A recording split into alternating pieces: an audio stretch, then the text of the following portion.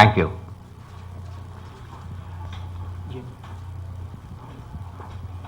Good morning, Secretary.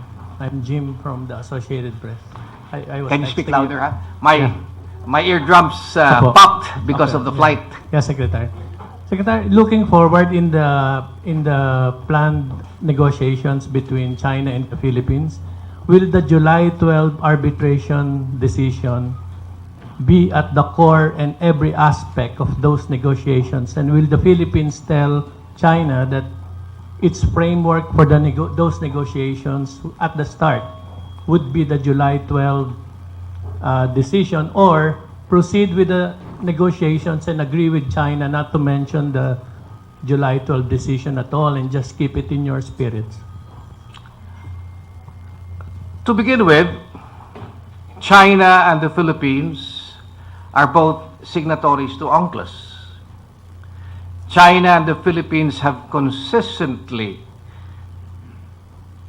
expressed their adherence to international law and abiding commitment to UNCLOS. So we would hope that in the negotiations with China or engagements with China for bilateral talks, we would be able to settle our disputes as regards the China Sea within the ambit of international law and the 1982 UNCLOS. Whether you would like to say that it will make reference to the arbitral tribunal is something that may or may not happen, but the objective is to resolve the dispute within the context of these principles of international law and specifically the 1982 UNCLOS provisions. Sir, I think the references to what happened in Laos is being framed in the event that happened in 2012 in Cambodia, when the DFA team then did not agree to Cambodia's proposal not to include any reference to the South China Sea in the joint communique. So there was no communique in 2012. That position was different. What we saw in Laos was different. So it's this position of yours that you took in Laos. It was different in 2012. Is it in reference to President Duterte's softer approach to China, or No. How did you It come had up nothing with to this do with our position, perceived or otherwise, as being soft or firm with China, or China being firm or soft with the Philippines.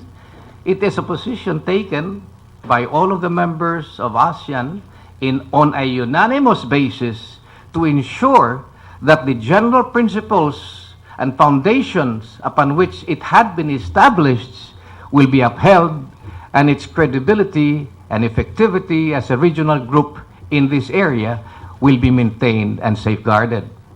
So that is how ASEAN had looked at this matter.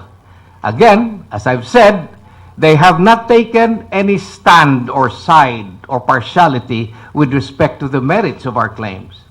We have only stated before that if the decision was going to be in favor of China, we will respect it.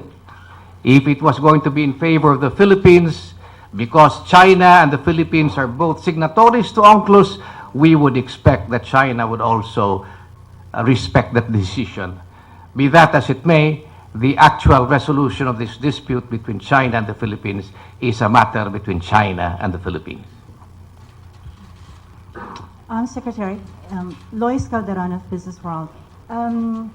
This statement, the ASEAN statement, portions of that you've read earlier said that... Can you say that again, please? Portions of the ASEAN statement that you've read earlier, of course, mentioned that there will be respect for legal and diplomatic processes. But early on, before you talked about the ASEAN statement, you also said that, but while the tribunal gave us basis to move forward to have a peaceful resolution of the South China Sea issue, that legal basis will have to give way to diplomatic processes. What do you mean by that? Yeah, Could not I mean, reconcile those two things? ASEAN recognized and respected the legal processes that we went through in filing the case before the arbitral tribunal, because that is what UNCLOS provides. UNCLOS is the set of agreement that provides not only the grant of exclusive economic zone and certain responsibility of keeping that area environmentally healthy and preserving it, but more importantly, it also provides for the manner at which disputes should be settled peacefully, including compulsory arbitration. That legal process was completed when the arbitral tribunal rendered its decision, which is final and binding. Putting that aside, we now proceed with the diplomatic process in making sure that international law and UNCLOS will be respected. So, Secretary, We have time for two more questions. Clarification.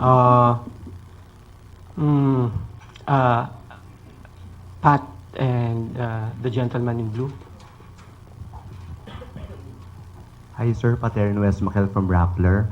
Sir, you were quoted by Agence France Presse as saying, in Laos, the other countries are not part of our filing of the case before the arbitral tribunal, so why would we insist that it be put in the ASEAN statement?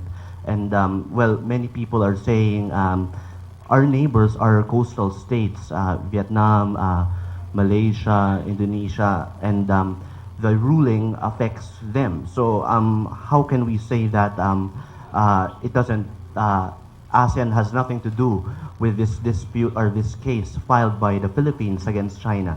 How would you respond to Well, this, to begin Mr. with, Secretary? I dispute your contention that I said that in my interview with Rappler, With Agence France Presse. with in Agence Laos. Francois, with Agence Presse, Agence Actually, AFP. actually, they said it's an interview with reporters who covered you in Laos. So, No, I did not have any interview with reporters in Laos. I had only yesterday an interview with the Philippine press, explaining to them that we have arrived at this joint communique. Never mentioned that. And this is precisely the point I want to say now. Whether you would raise that as true or not is water under the bridge. And I'm denying that I've said this. The important thing is ASEAN came up with a unified statement, and it came up with that joint communique report. Sir, sorry. I think the reporters who interviewed you were Filipinos, but they work for international agencies. So, yeah. Yes, yes. I hope you will not belabor that point, because as I've said, I've never said those things. All right? And please don't put words into my mouth. Yeah. Yes. Morning. Sir, Christian Esguerra from ANC. Just for the record, did you actually push during the meeting in ASEAN, did you actually push for the inclusion of a clear reference to the arbitral ruling in the joint statement? Yes, vigorously. I pushed for the inclusion and mentioning of the arbitral tribunal award. Again, this was a diplomatic tact that had to be made. But we knew that there was a middle ground without compromising the rights of the Philippines and the award that was recognized by the arbitral tribunal. And I'm very happy with the joint communique statement and the unified statement of ASEAN. As I've said, and let me make this as a concluding statement, I'm very proud of ASEAN. I'm very proud that ASEAN has recognized its key role as a regional group that upholds its centrality and solidarity in addressing various problems and concerns in the region. Thank you. Thank you very much. We have already reached the 30 minutes allotted for this press conference. With the Secretary's permission, I would like to close this press conference. Thank you very much to everyone.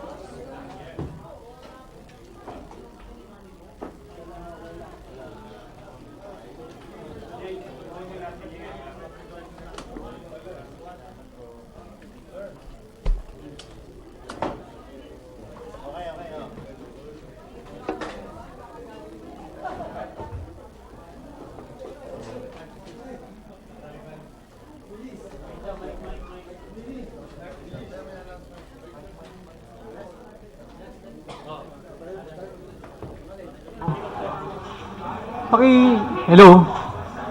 Excuse me, meron kang important announcement, no? We need to set up now, no, to cover the arrival of Secretary Kerry. So all the photographers, video, and still may now proceed, no, in an orderly manner sa lobby to position themselves. There will be a second security sweep sa lobby, no? So lahat ng magpupunta ron will be subjected to a security check. Those who would like to remain here may do so. But we request lahat ng mga tao to please iwan niyo equipment, leave